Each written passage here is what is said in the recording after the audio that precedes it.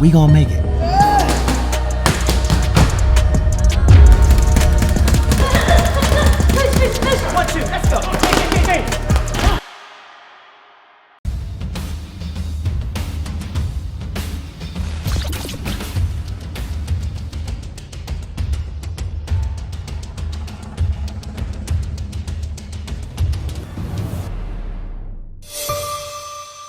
Boxing King Media, powered by BYD. Delighted to be joined by Sonny Edwards, former world champion. So when somebody says that, former world champion, what kind of goes through your mind? I think you're like mugging it a bit, to be honest. Because you could just say world champion. You know what I mean? You don't really need to add the former. Because I was a world champion. You know what I mean? You could just say, oh, because when I retire, someone will say, oh, boxing world champion. But it's former now, you know what I mean? When I retire, someone won't say, oh, former then, you know what I mean? I'll say, oh, I was a world champion. So who knows? Definitely. I'll tell you, the first thing I was, obviously we could speak about all sorts. First thing I noticed yesterday at the media work at Qatar Airways. Who's done that hookup, Qatar Airways? You must be getting like some serious like discounts in the flights now. Well, I'm actually, in talks. Can't, you know what I mean, too much, delve too much into it. What you saying, Fraser? What you saying, boy? Okay. How you doing, brother? Nah, I'll be real. I'm lying. It's a PSG kit. Oh shit, no way. I didn't even know that. I probably sound like an idiot now. I love the colours, green and gold, man. I love the colours, green and gold. I actually bought that on Ishmael Davies' fight week, Riyadh season. I think you should have ran with that. Yeah, I'm sponsored by Qatar Airways, and people be like, "Fuck you, smash it." If they want to get involved, like I'm flying the flag anyway, so they don't really need to be honest. But we're always open to any discussions. I'm actually probably one of the cleanest kit boxers. I don't have sponsors. I haven't for a few years. You had some like good messages on your Matrix kit. We won't go into that. Just speaking to your coach, Chris. It was a gift for a birthday gift. It looks like Undisputed. Not the game. That's what it looks like. It's a Usyk top. It says Undisputed though, right? Yeah.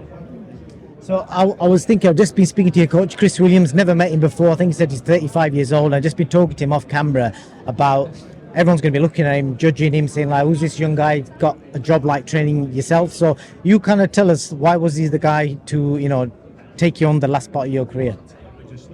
To be fair, I've actually been working with a lot of Chris's fighters, sparring for the last couple of years, Brandon Dayoud, Ryan Farag, and he's been away with me in camps multiple times for big fights. And I'll be real, I really enjoy his company, and I rated how he trained the fighters around me when I was away with him, and he was spending the day giving hours to a kickboxer that came over to join camp, my brother Ishmael when he was there, like all the lads, and I just enjoyed his company, enjoyed his conversation around boxing and his boxing brain and knowledge, I guess. Soon as I had a couple of sessions with him, I really liked how he was getting me to do certain things, man, to like things I haven't looked at, even thought about for a very long time, and it's been a good link up, man. And it's kind of funny, it's full circle, because I'm in with Brandon Dayoud, I've been with Ryan Farag, the first opponent of any fight of note of myself. We had it was that build up that really kick-started my career. It was a fiery build up. We didn't like each other. It was a good fight, earlier than probably people expected for me to step up to a fight like that. And even opposite, the gym opposite the road, over the road, is Everton Red Triangle. And shout out to Everton Red Triangle, because through my amateurs, every time I hit a final, pretty much over an 8-year span, pretty much everyone until the last couple were Everton Red Triangle lads. Lost a couple when I was young, and then I think I'd done them 4 or 5 in a row after. But it was always, every single national final, it was me versus Everton Red Triangle. So now I'm literally over the road. Chris used to be under the tutelage of the ERT and Paul Stevo and the lads down there, and now he's his own standalone coach. He trains, like I said, Brandon Dayoud, a few of the other lads, Ryan Farag, Paddy the Baddy, who's probably the most namesake fighter that he trains. But yeah, I trusted him. I trusted myself a hell of a lot as well. And for me, I think as long as I'm smiling, then I know I'm all right. One thing I'm disappointed about, people talk about your accents all the time. I thought today you might have some Liverpool twang, but there's no Liverpool twang at all. To be fair, I was actually getting stick for the Liverpool twang the other day. I was going, apparently. You know what I mean? But you know what happens, yeah? Let me just break this down. How do you think people pick up on the words that they are then going to use going forwards? What happens is we are social creatures that assimilate. So if I start hearing someone around me all the time saying something that evokes laughter or smiles or whatever emotion, naturally as a very cognitive, easily influenced being that I am as a human, I am going to start picking up some of those lexical choices. And then what's going to happen is, going forward, I'm going to end up, you know, that private joke I've got over here and here and here and here and here. Then I start replacing how I say things with the private jokes, because I speak more in private than I do in public.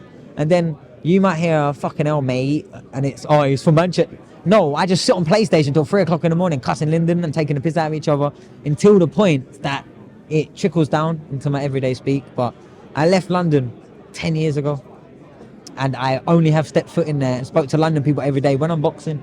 Apart from that, I've been with the D-Dars up Sheffield, I've been in Manchester, I've been here in Birmingham, I've been all over the place, as you've seen me, all over the place, and my friends all over the place. And I keep in contact with people from other places more than London. So for some reason, my accent isn't stable, neutralized down to London. But if I go and spend about 6 weeks, I reckon, in London, it'll probably come all back to me. We're like, fucking hell, mate, I'm back now. You know what I mean? Yeah, proper cockney is that. And the other thing I was going to ask you, Sonny, I've been speaking to a lot of people about She got impressions, you know. I might ask. Fucking hell, I'll drop something. It's fucking heavy. Chris is a heavy trainer, la. Fucking boss, la. I think the people say you've got like a Jamaican accent as well that comes out every now and again. It's where gosso. Easy, no? The other thing I want to ask you, Sonny, is I've been speaking to a lot of people here within boxing, like off camera, predictions of this fight. A lot of people keep going on about you living the life. Have you lived the life for this camp? Are you still living the life that you was living maybe 10 years ago? You can only answer that. Do you know what it is, yeah? I train hard. I put the work in. I spar more rounds than anyone spars. I spar hard. I have multiple opponents trying to take my head off. Do I approach everything the same way as everyone else? Probably not. But I think a lot of these people only train in the way they are because their strength and conditioning coaches need to do so much to blag their head that they're worth the money that they're charging them. So they make them do all of these mad things. They make them, you know, run at 6:30 in the morning doing high intensity sprints or something to then go on spar 4 hours later. Like, that's some of the setups you have. And I don't know, I prioritize boxing, being a boxer. I guess I'm old school. Yeah, and I do stuff that some people might disagree with, like everyone does, yeah? For me, I'm very... Laura does it as well. You're telling me today. Does what? Kind of stuff you do. Oh, yeah, I'll be real. When I'm out of camp, yeah, I like a little party, yeah? All through camp, I'll be real. I'm a tobacco addict, and I have been since 14 years old, yeah? And I am a medicinal cannabis patient. Doctors prescribed, yeah? So... I tell you what's interesting there. You said... but what I mean is, I'm sorry that I live my life without meaning to offend anyone. I prepare the best I can. Yes, I might smoke, like no one else really smokes. And I'm talking every day. I'm talking waking up, yeah? Before sparring, after sparring, all the way through. Like, yes, and unfortunately that is the, you know, the choices that I've taken. Nor would I, you know, encourage anyone else to do it, or nor would I try never doing it. Like, but that's the things that people always comment on, yeah? But I'm not an alien. Michael Phelps was not an alien. Other boxers that exist are not aliens, man. We're humans. No. If it was good enough for Diego Maradona, yeah, it's certain as hell good for me, man. You know what I find mad about that? You said you've been doing it since 14, smoking, hooked on tobacco, and you've done what you've done.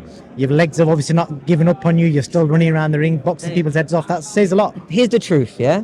Here's the truth. When I first started smoking, yeah, walking home from school with my girlfriend at the time, I'm talking 14 years old. Now, my dad didn't come home until 6 o'clock at night, yeah? So I had about 2 hours of a free house. In that free house, I'd grab a spliff, go outside, smoke on the trampoline, go back upstairs, have a little cuddle and watch a movie and that. And at 6:30 on the dot, yeah, 6:30 on the dot, she had to go, and I had to go running 6 miles. And that was every time. Running 6 miles after doing whatever was the worst thing in the world for me. So I don't know, I've always had a different mindset on it. I know a lot of other people privately that have a similar mindset, and I think a lot of it is stigma. A lot of it is this perception of people that with no actual case studies, they've been told something. Oh, your doctor said this, but your doctor don't tell you it's the parasites causing the cancer in your body. They won't tell you that. They won't tell you that it's the things eating and absorbing the things inside of you, the food that you put into your body that's causing it. They'll say, oh, it might be the TV you're watching or the smoke, or they won't tell you what it really is. So, you know, I just live as a living example to myself and no one else. I feel fit. I feel like I outperform most people left and right of me, and I feel, ready to go at any time. Anytime. We've got the nudge to go, Sonny. You've given British boxing fans some great memories. I wish you all the best on Saturday night. May the best man win, brother. The undisputed light heavyweight champion Artur Beterbiev is coming to the UK. Come meet the man himself in Manchester and Birmingham on Saturday the 30th of November. The tour continues in Blackburn on the 1st of December, and it concludes in Luton the following day. Tickets are extremely limited. Please follow the links below to secure your seat to meet one of the greatest boxers from this era. A truly unique individual who has inspired fans all around the world.